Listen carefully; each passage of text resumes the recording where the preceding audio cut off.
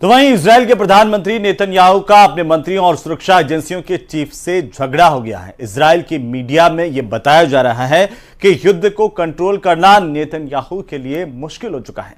हालात इस कदर खराब हैं कि इजराइल की सड़कों पर लोग अपनी सरकार के खिलाफ उतर आए हैं।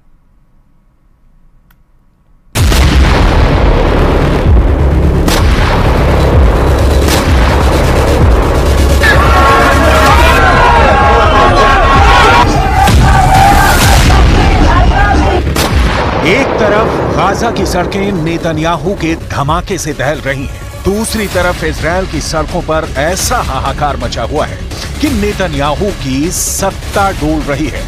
एक तरफ इजराइल गाजा पर लगातार बम गिरा रहा है, तो दूसरी तरफ तेल अवीव की सड़कें नेतन्याहू के खिलाफ नारों से गूंज रही हैं।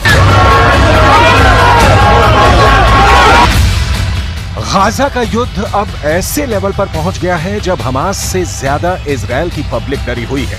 नेतन्याहू इन प्रदर्शन कर रहे लोगों के बीच विलन बन चुके हैं, क्योंकि हमास तो सीज फायर के लिए तैयार है, लेकिन इजराइल बमबारी रोकने के लिए राजी नहीं है। हमास के कब्जे में अब भी करीब 125 बंधक हैं और हमास उनको तब तक नहीं छोड़ेगा जब तक इजराइल की तरफ से सीज फायर नहीं होता है। यही वजह है कि युद्ध का मिसमैनेजमेंट अब प्रधानमंत्री और रक्षा मंत्री के बीच सबसे बड़ी दरार बन चुका है। इजराइल के प्रधानमंत्री बेंजामिन नेतन्याहू और रक्षा मंत्री योआव गैलेंट आमने सामने आ गए हैं।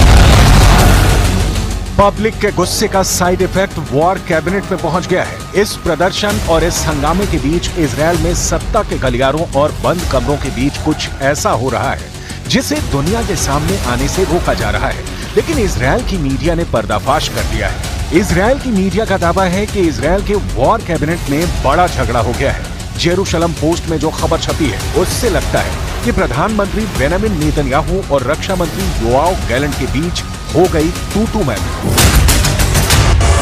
टाइम्स ऑफ इजराइल में खबर ये छपी है कि मिलिट्री चीफ ने कहा है कि नेतन्याहू के पास गाजा को लेकर कोई नीति नहीं है। नेतन्याहू पब्लिक से लेकर अपने वॉर कैबिनेट तक घिर चुके हैं। कमांडर से लेकर मंत्री बता रहे हैं कि नेतन्याहू ब्लंडर कर रहे हैं। ये बात साफ कर दें कि इजराइल के प्रधानमंत्री बेंजामिन नेतन्याहू और रक्षा मंत्री योआव गैलेंट एक दूसरे के कड़े विरोधी माने जाते हैं, लेकिन गाजा में युद्ध को लेकर दोनों करीब आए। हालांकि अब दोनों की दुश्मनी सतह पर आ चुकी है। एक बड़ी मीटिंग में नेतन्याहू थे, रक्षा मंत्री गैलेंट थे और साथ में इजराइल की सिक्योरिटी एजेंसी शिन बेत के चीफ रोनेन बार भी थे। इजराइल की मीडिया का दावा है कि रोनेन बार ने कहा, हमारी रक्षा मंत्री से बात हुई। इस दौरान सभी मोर्चों पर गहराई से चर्चा हुई। नेतन्याहू ने तभी शिन बेत के चीफ रोनेन बार को रोका। वो बोले, क्या आपने ऐसी जरूरी चर्चा रक्षा मंत्री से ही कर ली? इस बार शिन बेत के चीफ रोनेन बार ने कहा, हाँ, इसमें सवाल किस बात का है? तब नेतन्याहू ने कहा, जितना मुझे याद है शिन बेत और मोसाद ये दोनों प्रधानमंत्री के तहत आते हैं। ये बात रक्षा मंत्री योआव गैलेंट को अखर गई। गैलेंट ने नेतन्याहू से फौरन पूछा, क्या आप रक्षा मंत्री को युद्ध पर जरूरी बातें करने से रोक रहे हैं? इस मामले में आप क्या करेंगे अगर रक्षा मंत्री का इसमें दखल नहीं होगा? इस पर नेतन्याहू ने कहा, युद्ध को लेकर जो चर्चा होगी वो यहीं मेरे साथ होगी। रक्षा मंत्री योआव गैलेंट फिर भड़के और लगा कि वो गाजा पर बमबारी को लेकर नेतन्याहू से आर पार करने के मूड में है। रक्षा मंत्री ने प्रधानमंत्री की बात पर ऐतराज जताते हुए कहा, जब भी आप युद्ध को लेकर चर्चा करते हैं, हम मीटिंग में पूरी तैयारी से आते हैं। इस तैयारी के लिए भी मुझे अफसरों से बात करनी होती है। दिक्कत यह है कि आप इस तरह की मीटिंग नहीं करते हैं। अब यहीं पर नेतन्याहू का चेहरा देखने लायक था, क्योंकि एक कैबिनेट मिनिस्टर उन्हें उनकी कमियां बता रहा था और वो कुछ नहीं कर पाए। अब सवाल है कि इजराइल की पब्लिक क्या करेगी? क्या इजराइल के प्रधानमंत्री और रक्षा मंत्री की लड़ाई सड़क तक पहुंच जाएगी या पहुंच चुकी है? Blood of the hostages is on your hands. You are complicit in their criminal abandonment. We received another chilling testament today proving the desperate situation in Hamas captivity. The hostages are out of time. Soon, even those who managed to survive this long will no longer be among the living. They must be saved now. 218 दिन की लगातार बमबारी के बाद भी Israel अब तक Hamas को खत्म नहीं कर पाया है। हालात ये हो गए हैं कि इजरायल दक्षिणी गाजा का पूरी तरह से सफाया करने पर उतारू है, लेकिन अब तक उसके युद्ध वाले लक्ष्य पूरे नहीं हुए हैं। रफा कैंप में इस वक्त खून खराबे का दौर जारी है। अब हालात ये है कि रफा के साथ साथ उत्तरी गाजा पर एक बार फिर से तेज बमबारी शुरू कर दी गई है।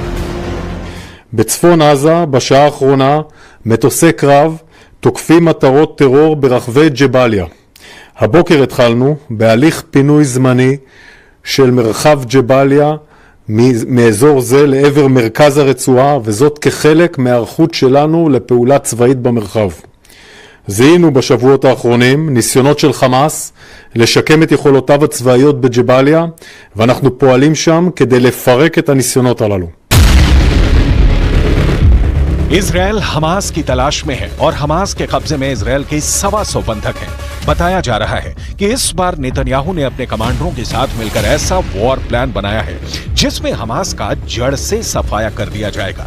लेकिन सच ये है कि नेतन्याहू अब एक तरफ पब्लिक के गुस्से में गिर चुके हैं, तो दूसरी तरफ वॉर कैबिनेट में हुई बगावत ने नेतन्याहू के हौसलों को बड़ी टक्कर दी है। बेंजामिन नेतन्याहू और रक्षा मंत्री योआव गैलेंट की टक्कर ने इजरायल की वॉर पॉलिटिक्स को उजागर कर दिया है। नेतन्याहू पर नाकाम प्रधानमंत्री का टैग लगाया जा रहा है और अब रक्षा मंत्री और उनकी एजेंसियों ने नेतन्याहू को मुश्किल में डाल दिया है। तेल अवीव की सड़कों पर लगातार मजमा निकल रहा है। लोग युद्ध रोककर बंधकों को छुड़ाने की मांग कर रहे हैं और यही वजह है कि नेतन्याहू अपने वॉर एजेंडे और बंधकों को छुड़ाने वाली डिमांड के बीच फंस कर रह गए हैं। I don't think that we have to be in Rafah just now. I think that the only thing that the Israeli government should do and make any action and any force is to rescue and free the hostages. This is the first mission that our Prime Minister and the government has to do right now. Rafah can wait. I don't believe that this is the most important action that should be taken just now at this moment. Netanyahu ने अपना पूरा focus दक्षिण Gaza के रफा को बनाया हुआ है।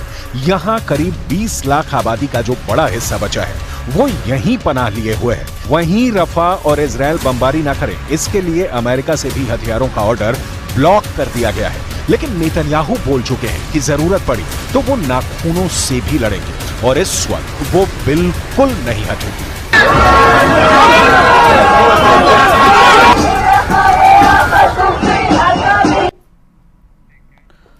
तो चलिए इसी के साथ ही स्पेशल रिपोर्ट में अभी के लिए फिलहाल इतना ही। आप देखते रहिए न्यूज़ 18 राजस्थान। नमस्कार।